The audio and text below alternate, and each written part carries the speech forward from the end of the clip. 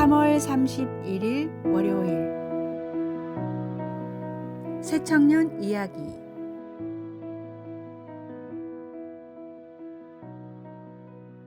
작은 시골 교회에서 오랫동안 청년들을 섬기던 노 목사님이 계셨습니다. 은퇴를 앞둔 어느 날 그는 특별히 아끼던 세 청년을 불러 각각에게 작은 상자를 전해 주었습니다. 이 상자에는 하나님께서 우리에게 매일 주시는 선물이 담겨 있단다. 1년 동안 이것을 간직했다가 다시 만나자꾸나. 첫 번째 청년이 상자를 열어보니 오늘이라고 쓰인 평범한 돌멩이가 들어 있었습니다. 실망한 그는 상자를 책상 서랍에 넣어두고 잊어버렸습니다. 두 번째 청년은 기다림이라고 쓰인 돌을 받았습니다. 그는 가끔 상자를 열어보며 혹시 무언가 특별한 일이 일어나지 않을까 기대했지만 달라진 것은 없었습니다. 세 번째 청년의 상자에는 감사라고 쓰인 돌이 있었습니다. 그는 이 돌을 자신의 기도 테이블에 두었습니다. 매일 아침 이 돌을 보며 하나님께 감사 기도를 드렸고 저녁이면 그날의 작은 일상까지도 감사 제목으로 삼았습니다. 1년 후 목사님의 은퇴식 날에 새 청년이 다시 모였습니다. 첫 번째 청년의 돌은 먼지에 덮여 있었고 두 번째 청년의 돌은 여전히 변함없는 모습이었습니다. 그러나 세 번째 청년의 돌은 보석처럼 아름답게 빛나고 있었습니다. 목사님은 따뜻한 미소를 지으며 말씀하셨습니다. 하나님은 우리 모두에게 똑같은 하루하루를 선물로 주셨단다. 하지만 그것을 감사로 받아들일 때 우리의 일상이 보석처럼 빛나게 되는 것이지. 이것이 바로 하나님께서 우리에게 가르쳐 주시는 감사의 비밀이란다. 오늘의 말씀. 내 영혼아 여호와를 송축하라. 내 속에 있는 것들아 다 그의 거룩한 이름을 송축하라. 내 영혼아 여호와를 송축하며 그의 모든 은택을 잊지 말지어다. 오늘의 만나. 주님께서 우리에게 주신 모든 것에는 감사할 만한 보석이 숨겨져 있습니다.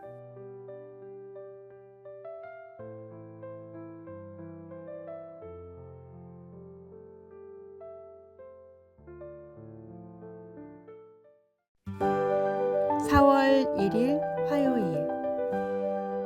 영원한 약속. 어려운 시절 한 보육원에서 특별한 일이 있었습니다. 원장 선생님은 아이들에게 오늘 만우절 깜짝 선물이 있어요 라고 말했습니다. 배고픔과 외로움에 지친 아이들은 간식이나 장난감을 기대하며 모였습니다. 원장 선생님은 조용히 성경책을 들고 나와 말했습니다. 여러분, 오늘은 만우절이라 많은 사람들이 거짓말로 장난을 치는 날이지만 저는 여러분에게 진실을 선물하려 합니다. 그리고 성경을 펼쳐 이사야서 41장 10절을 읽어주었습니다. 두려워하지 말라. 내가 너와 함께함이라. 한 아이가 물었습니다. 선생님, 그게 선물인가요? 원장 선생님은 미소를 지으며 대답했습니다. 그래, 이 약속은 부서지지도 잃어버리지도 않는 선물이란다.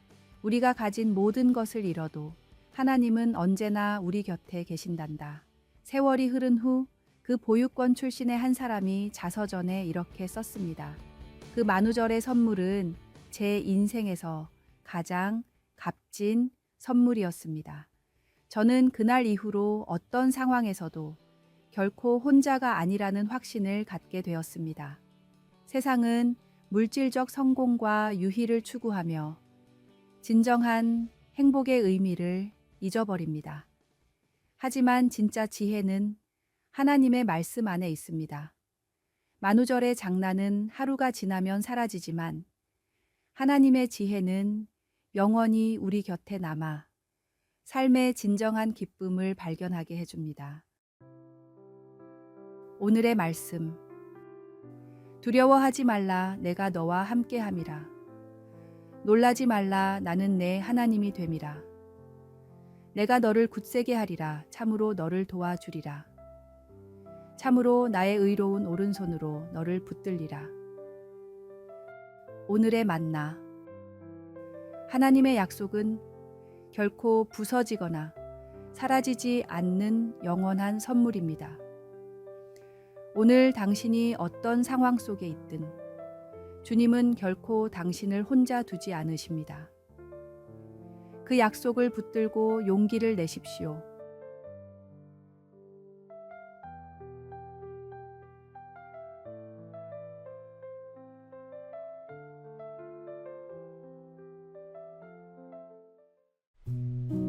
(4월 2일) 수요일. 인생의 아름다운 연주. 옛 시골 마을에 한 노년의 바이올린 제작자가 살고 있었습니다. 어느 날 젊은이가 찾아와 아름다운 음악을 만드는 비결을 물었습니다. 노장이는 미소 지으며 작업대를 가리켰습니다. 바이올린 제작과 신앙생활은 놀랍도록 닮았다네. 그는 날카로운 조각도를 들어 보이며 말했습니다. 무딘 연장으로는 좋은 악기를 만들 수 없지. 매일 나를 갈아야 하네. 우리의 영성도 말씀으로 나를 세우지 않으면 무뎌진단다. 이어서 그는 벽에 걸린 바이올린을 가리켰습니다. 이 악기들은 정기적으로 조율해야 한다네. 우리 영혼도 기도와 예배로 조율이 필요하지. 마지막으로 완성된 바이올린을 들어 보이며 말했습니다. 내가 아무리 정성 들여 만든 악기라도 연주자의 손길이 없으면 소리를 낼 수 없네. 우리 삶도 창조주께 맡길 때 비로소 아름다운 선율이 나오지. 자신의 명철을 의지하지 말고 범사에 하나님을 인정할 때 그분이 우리 길을 인도하신다네. 젊은이는 깊이 생각했습니다. 좋은 악기는 무엇이 중요한가요? 겉모양보다 내면의 공명이 중요하다네. 하나님도 사람의 외모가 아닌 중심을 보시니까. 그날 이후 젊은이는 바이올린을 배우는 것과 함께 자신의 삶이라는 악기를 하나님께 맡기는 법도 배우게 되었습니다. 오늘의 말씀. 너는 마음을 다하여 여호와를 신뢰하고 내 명철을 의지하지 말라. 너는 범사의 그를 인정하라. 그리하면 내 길을 지도하시리라. 오늘의 만나. 당신의 삶은 하나님께서 정성껏 빚으신 고유한 악기입니다. 매일 말씀의 활로 마음의 현을 울리고 기도의 시간으로 영혼을 조율하십시오. 그리고 주님의 손길에 자신을 온전히 맡겨드릴 때 당신의 일상에서 천상의 아름다운 하모니가 흘러넘칠 것입니다.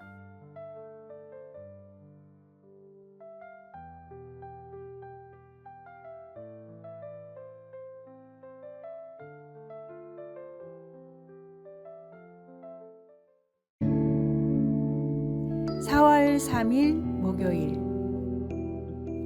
느림의 아름다움. 어느 작은 시골 교회의 목사님이 주일학교 아이들에게 인내에 관한 교훈을 전하고 싶었습니다. 목사님은 작은 유리병 안에 달팽이 한 마리를 조심스럽게 들여와 아이들에게 보여주었습니다. 얘들아, 오늘은 하나님께서 창조하신 이 작은 달팽이를 통해 인내의 교훈을 배워보자. 목사님이 말했습니다. 아이들은 호기심 어린 눈으로 느릿느릿 움직이는 달팽이를 지켜보았습니다. 달팽이는 하루에 약 50m를 갈 수 있단다. 우리가 한 걸음에 갈 수 있는 거리를 가는데 달팽이는 하루가 걸려. 하지만 달팽이는 멈추지 않고 꾸준히 나아가지. 한 아이가 물었습니다. 목사님, 그렇게 느리면 어떻게 살아남을 수 있어요? 목사님은 미소 지으며 대답했습니다. 하나님은 달팽이에게 보호막인 단단한 껍질을 주셨단다. 또 달팽이는 자신이 가는 길에 특별한 점액질을 남겨 나중에 돌아올 길을 찾기도 하지. 목사님은 달팽이를 조심스럽게 나뭇잎 위에 올려놓았습니다. 야고보서에서 말씀하시듯 인내를 온전히 이루는 것이 중요하단다. 달팽이가 느리지만 결코 포기하지 않고 앞으로 나아가는 것처럼 우리의 신앙 여정도 때로는 더디게 느껴질 수 있어. 하지만 포기하지 않고 한 걸음씩 나아간다면 하나님께서 약속하신 온전함에 이르게 될 거야. 아이들은 그 작은 달팽이가 천천히 나뭇잎을 건너는 모습을 지켜보며 인내의 가치를 배웠습니다. 목사님은 마지막으로 이렇게 말했습니다. 달팽이의 느림이 결코 실패가 아니듯 우리 삶의 느린 시간들도 하나님의 섭리 안에 있음을 기억하렴. 빠르게 성공하는 것보다 올바른 길을 꾸준히 걷는 것이 더 중요하단다. 오늘의 말씀. 인내를 온전히 이루라.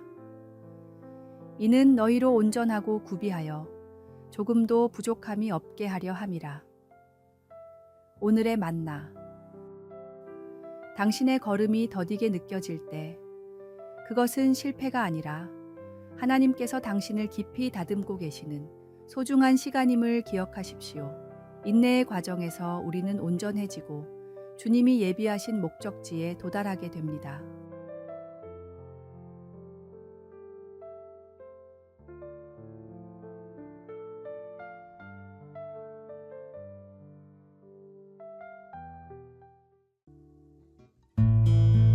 (4월 4일) 금요일.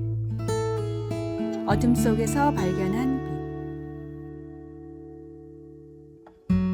1937년 19세의 루이스 잠페리니는 올림픽 대표 선수로서 찬란한 미래가 기다리고 있었습니다. 육상 선수로 뛰어난 재능을 보이며 1940년 올림픽에서 금메달을 따는 것이 그의 꿈이었습니다. 그러나 제2차 세계대전이 발발하면서 그의 꿈은 산산조각 났습니다. 루이스는 미 공군 폭격기 승무원으로 태평양 전쟁에 참전했고 1943년 5월 작전 중 비행기가 추락하여 태평양 한가운데에 불시착했습니다. 47일 동안 조그만 구명보트에서 상어와 폭풍, 굶주림과 싸우며 표류했습니다. 기적적으로 살아남았지만 일본군의 포로가 되어 2년 동안 극심한 고문과 학대를 받았습니다. 전쟁이 끝난 후 루이스는 악몽과 복수심에 사로잡혀 알코올 중독자가 되었습니다. 그의 삶은 완전히 어둠에 잠겼습니다. 1949년 아내의 권유로 빌리 그레이엄 목사의 집회에 참석한 루이스는 그곳에서 예수 그리스도를 만났습니다.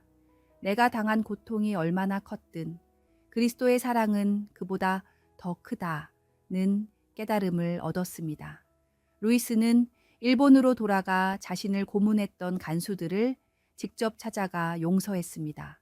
그는 이후 청소년들을 위한 캠프를 설립하고 자신의 경험을 통해 희망의 메시지를 전 세계에 전했습니다. 루이스 잠페리니의 이야기는 2010년 출간된 베스트셀러 불굴 언브로큰을 통해 알려졌으며 그의 삶은 가장 깊은 어둠 속에서도 빛을 발견할 수 있다는 것을 보여주는 산 증거입니다. 오늘의 말씀. 이것을 너희에게 이르는 것은 너희로 내 안에서 평안을 누리게 하려 함이라. 세상에서는 너희가 환난을 당하나 담대하라. 내가 세상을 이기었노라. 오늘의 만나. 우리에게 주어진 시련은 때로 새로운 길을 열어주는 문이 됩니다. 그 문 너머에는 우리가 상상하지 못했던 하나님의 계획이 기다리고 있습니다.